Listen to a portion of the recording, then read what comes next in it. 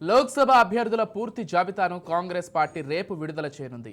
నిన్న రాత్రి ముంబైలో జరిగిన ఆ పార్టీ స్క్రీనింగ్ కమిటీ సమావేశంలో CM Revanth, committee chairman Harish Chaudhary, Bhatti Vikramarka పాల్గొన్నారు. అభ్యర్థుల ఎంపికపై చర్చించారు. ఇప్పటికే 4 స్థానాలకు అభ్యర్థులను ప్రకటించగా మిగిలిన పెండింగ్ స్థానాలపై నేతలు గురిపెట్టారు. బలమైన అభ్యర్థులను పోటీలో నిలిపేందుకు కాంగ్రెస్ పార్టీ కసరత్తు చేస్తోంది.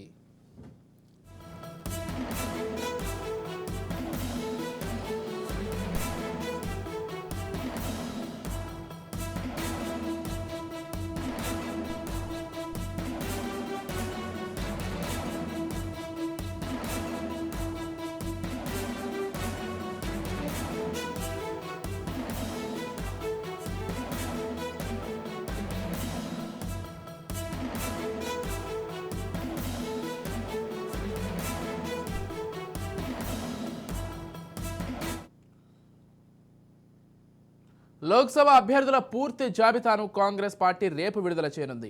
నిన్న రాత్రి ముంబైలో జరిగిన ఆ పార్టీ స్క్రీనింగ్ కమిటీ సమావేశంలో CM Revanth, committee chairman Harish Chaudhary, Bhatti Vikramarka పాల్గొన్నారు. అభ్యర్థుల ఎంపికపై చర్చించారు. ఇప్పటికే 4 స్థానాలకు అభ్యర్థులను ప్రకటించగా మిగిలిన పెండింగ్ స్థానాలపై నేతలు గురిపెట్టారు. బలమైన అభ్యర్థులను పోటీలో నిలిపేందుకు కాంగ్రెస్ పార్టీ అయితే కసరత్తు చేస్తోంది.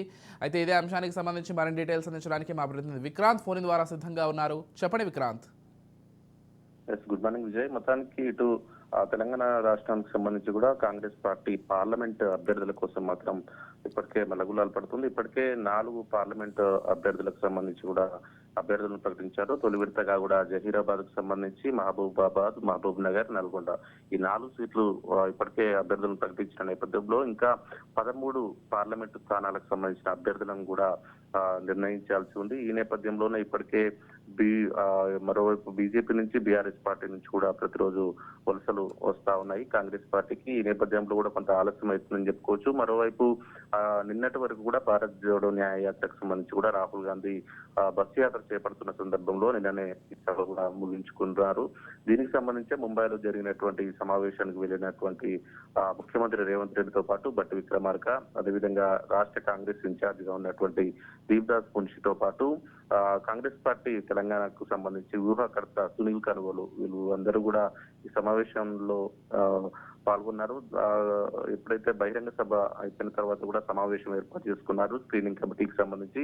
ఆ స్క్రీనింగ్ కమిటీలో కూడా తెలంగాణకు సంబంధించి దాదాపు 2 గంటలకు పైగా కూడా చర్చలు జరిగాయి. ఈ చర్చలో మాత్రం ఈ 13 మంది అభ్యర్థులకు సంబంధించి ముఖ్యమంత్రి, అదేవిధంగా ఉప ముఖ్యమంత్రికి సంబంధించి కూడా భట్టి విక్రమార్క వీళ్ళిద్దరూ కూడా ఆ 13 మంది అభ్యర్థులు ఎవరైతే బాగుంటుందనేది స్క్రీనింగ్ కమిటీ కూడా చర్చించారు. మరోవైపు సునీల్ కనుగోలు కూడా ఈ 13 మంది పార్లమెంటు స్థానాలకు సంబంధించి కూడా ఇప్పటికే అనేక ఫ్లాష్ సర్వేలు కూడా చేశారు. ఆ సర్వే రిపోర్ట్ ను కూడా వారి ముందు ఉంచాడు.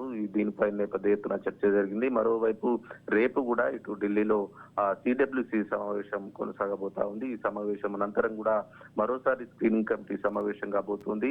రేపు అదేవిధంగా ఒకవేళ రేపు ఆలస్యమైతే రేపటితో పాటు 2 రోజుల పాటు ఎల్లుండి కూడా ఈ స్క్రీనింగ్ కమిటీ సమావేశాలు మాత్రం కొనసాగే అవకాశం కనిపిస్తా ఉంది. దేశవ్యాప్తంగా ఉన్నటువంటి ఇప్పటికే నోటిఫికేషన్ వెలువడిన నేపథ్యంలో కూడా పెద్ద ఎత్తున అభ్యర్థులని ప్రకటించాల్సి ఉన్న నేపథ్యంలో కూడా ఇండియా కూటమికి సంబంధించి ఇంకా కొన్ని నిర్ణయాలు తీసుకోవాల్సి ఉన్న నేపథ్యంలో కూడా కొంత ఆలస్యం అవుతుంది. మన రాష్ట్రానికి వచ్చినట్లయితే ఇప్పటికే బీజేపీ, బీఆర్ఎస్ పార్టీలు కాంగ్రెస్ పార్టీ అభ్యర్థుల కంటే కొంచెం ముందుగానే ఎక్కువ మొత్తంలో అభ్యర్థులను కూడా ఇప్పటికే ప్రకటించిన పరిస్థితి కనిపిస్తా ఉంది. కాంగ్రెస్ అభ్యర్థులే కొంచెం ఆలస్యం అవుతా ఉంది. దీనికి అనేక కారణాలు ఉన్నాయి. ఒకటి, రాష్ట్రంలో కాంగ్రెస్ పార్టీ అధికారంలో ఉన్న నేపథ్యంలో కూడా పెద్ద ఎత్తున ఆశావాహులు ఉన్నారు. ఇప్పటికే ఆశావాహుల నుంచి దరఖాస్తులు స్వీకరించిన నేపథ్యంలో కూడా దాదాపు ఒక్కో పార్లమెంట్ స్థానానికి సంబంధించి కొన్ని పార్లమెంట్ స్థానాలకు సంబంధించి ఇప్పటికే 40కి పైగా కూడా దరఖాస్తులు వచ్చిన సందర్భం కనిపిస్తా ఉంది. ఒక్కో పార్లమెంట్ స్థానానికి సంబంధించి ఇప్పటికే దరఖాస్తులకు సంబంధించి ఉడపోత కార్యక్రమం ద్వారా 3 పేర్లతో కూడా ఏఐసిసి అధిష్టానానికి స్క్రీనింగ్ కమిటీకి రాష్ట్ర నాయకత్వం పంపించింది. మరోవైపు మొన్న 2 రోజుల క్రితం కూడా కాంగ్రెస్ పార్టీ ఆఫీస్ అయినటువంటి గాంధీ భవన్ లో కూడా కాంగ్రెస్ పార్టీ రాష్ట్ర వ్యవహారాల ఇన్ఛార్జ్ దీప్దాస్ నుంచి కూడా సమావేశం ఏర్పాటు చేసుకొని ఆ పార్లమెంటు స్థానాలకు సంబంధించిన అభ్యర్థులకు సంబంధించి ఎవరైతే బాగుంటుందనేది ఆయా జిల్లాలకు సంబంధించిన డిసిసి జిల్లా అధ్యక్షులతో పాటు అక్కడ గెలిచినటువంటి అదేవిధంగా పోటీ చేసినటువంటి కాంగ్రెస్ పార్టీ ఎమ్మెల్యేలను కూడా స్వయంగా పార్టీ ఆఫీస్ పిలిపించుకొని ఎవరు పార్లమెంట్ అభ్యర్థి అయితే గెలుపు అవకాశాలు ఉంటాయనే దానిపైన ఒక రోజంతా కూడా అర్ధరాత్రి కూడా చర్చలు జరిపారు. అదంతా కూడా సమాచారాన్ని స్క్రీనింగ్ కమిటీకి ఏఐసీసీ అధిష్టానాన్ని కూడా రాష్ట్ర వ్యవహారాల ఇన్ఛార్జ్ దీప్దాస్ మున్షి కూడా ఇప్పటికే అందజేశారు. మొత్తానికి రేపు ఎల్లుండి 2 రోజుల పాటు జరిగేటువంటి ఈ స్క్రీనింగ్ కమిటీ సమావేశాల అనంతరం కూడా ఎల్లుండి అర్ధరాత్రి మాత్రం ఖచ్చితంగా లిస్టు వచ్చే అవకాశం కనిపిస్తా ఉంది. 13 పేర్లతో కూడా లిస్టు రాబోతా ఉంది. ఇప్పటికే 4 పేర్లు ఇప్పటికే ప్రకటించిన నేపథ్యంలో ఇంకా 13 మంది అభ్యర్థులను కూడా ఖరారు చేసే అవకాశం మాత్రం కనిపిస్తా ఉంది. ఏదేమైనప్పటికీ రాష్ట్రంలో 17 పార్లమెంట్ స్థానాలు ఉన్న నేపథ్యంలో 14 స్థానాలకు తగ్గకుండా గెలవాలనేది మాత్రం కాంగ్రెస్ పార్టీ టార్గెట్ పెట్టుకుంది. ఖచ్చితంగా కేంద్రంలో కాంగ్రెస్ పార్టీ అధికారంలోకి రావాలంటే రాష్ట్రంలో ఖచ్చితంగా 14 పార్లమెంట్ స్థానాలని కేంద్రానికి కాంగ్రెస్ హైకమాండ్ గిఫ్ట్ గా ఇవ్వాలని మాత్రం ముఖ్యమంత్రి రేవంత్ రెడ్డి మాత్రం ఇప్పటికే నిర్ణయం తీసుకున్నారు. Vijay, right, thank you Vikrant.